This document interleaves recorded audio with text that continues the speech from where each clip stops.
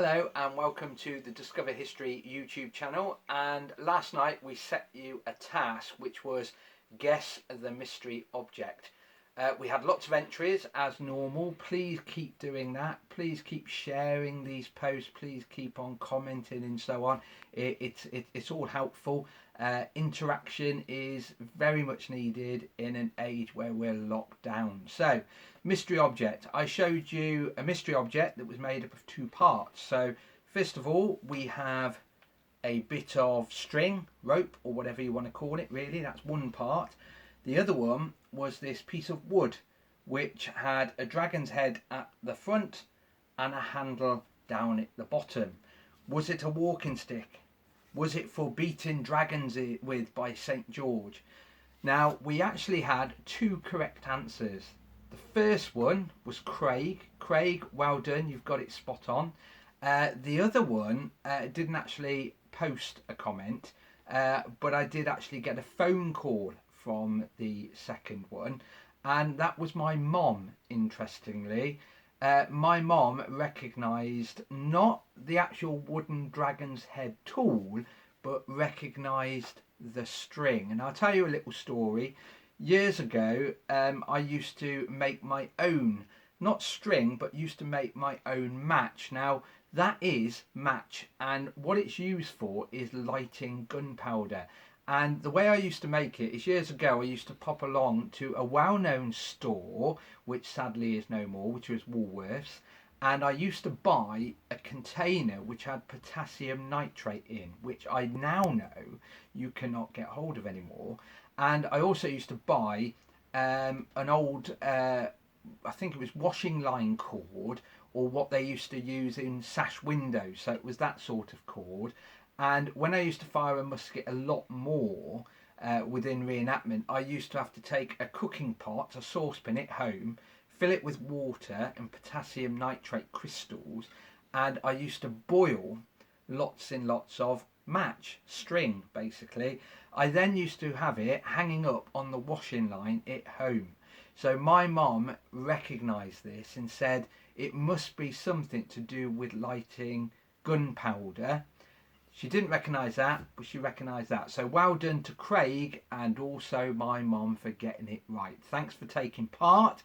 Please do keep taking part and share away. Let everyone know about this this page. And let's get the interaction going. It's important to talk, as they say on ITV. So what is this? I've given it away, really.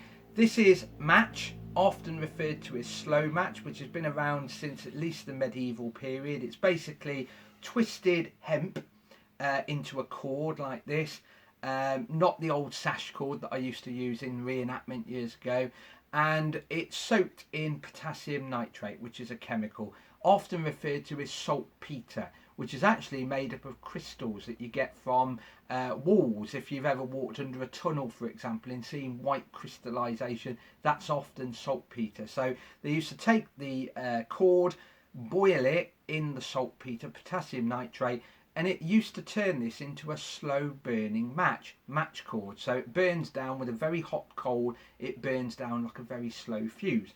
So why do you have match? Well, it attaches to this, which is actually known as a linstock. And a linstock was what they used to light cannons with. This one here is a copy, it's a replica of one found on the Mary Rose. I have a bit of an obsession with the Mary Rose. Most of my Tudor objects are based on the Mary Rose one. So this is a Mary Rose linstock. So what you would do, take your slow match, place it into the jaws of the dragon, so it looks like that.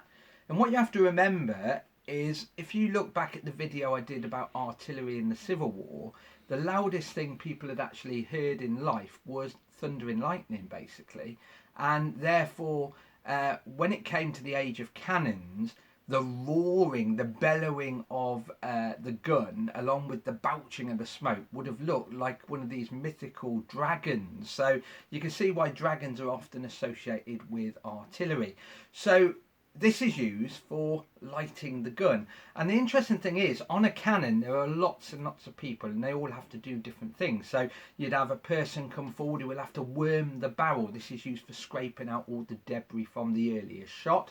You also have tools such as the wet and dry mops. These were used for literally wet swabbing and drying out the barrel ready for the new gunpowder.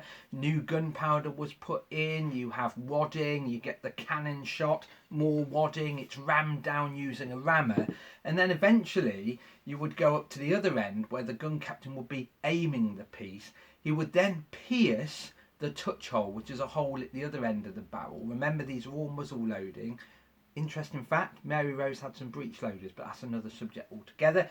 And then the gun captain, the master gunner, using his linstock with his burning match, a glowing ember on the end, would usually shout, "Have a care." After putting powder in the touch hole, he would then touch the burning match cord into the powder. You get the big flash in the pan of the gun, runs down the tube into the main charge and fires the piece. So this is quite an important tool. I do have a small cannon.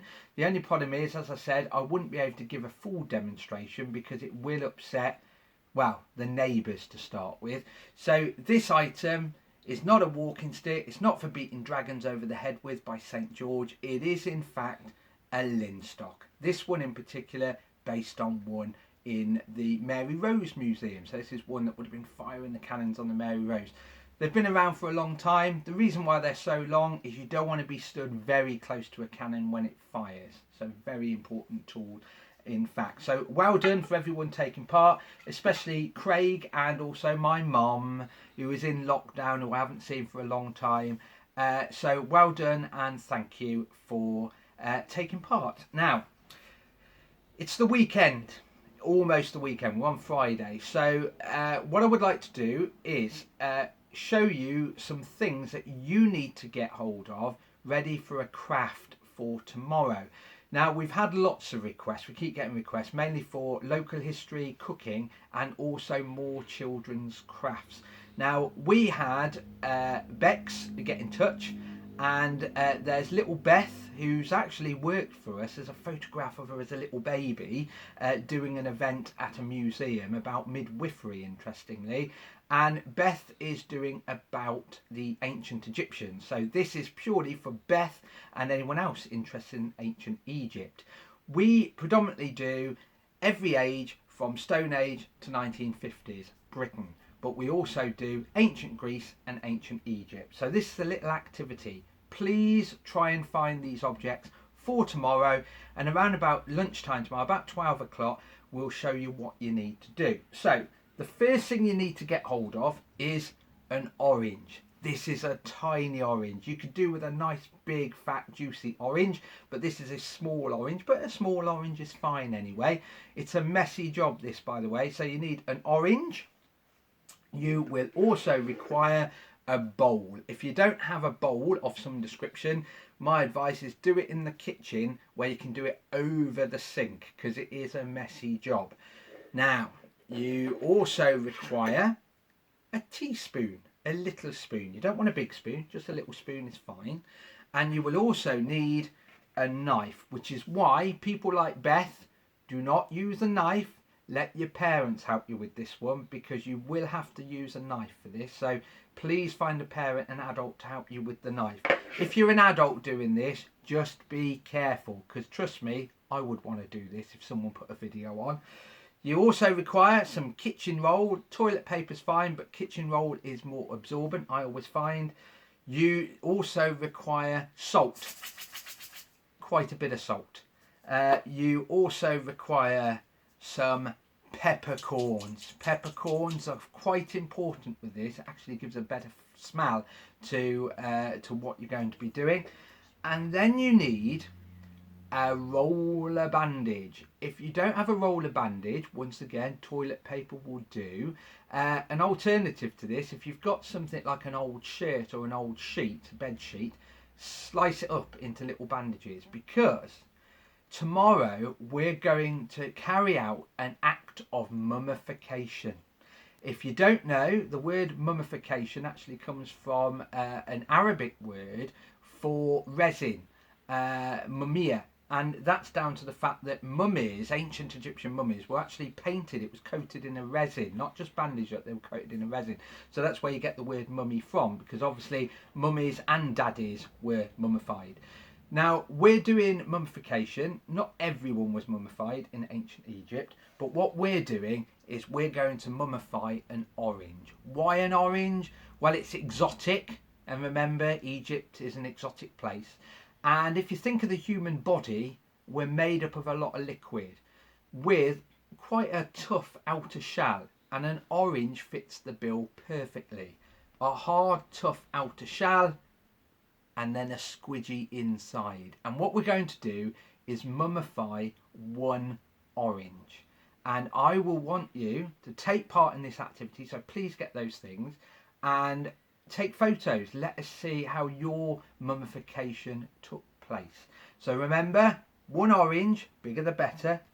Some peppercorns, doesn't matter if you haven't got any. Salt, I'm sure you've got salt. Kitchen roll or toilet paper. Bandage, an old sheet cut up, or just toilet paper. Bandages, cloth is better. And remember, you require a bowl, a teaspoon, and a sharp knife. So remember, be careful, and if you're a child watching this like little Beth, you need to make sure your parents do the cutting work. So tune in tomorrow around about 12 o'clock and we will show you how to mummify your orange. Ancient Egypt tomorrow, that's our topic. Anyway, stay safe, stay in, enjoy the lovely weather, and see you soon. Bye bye.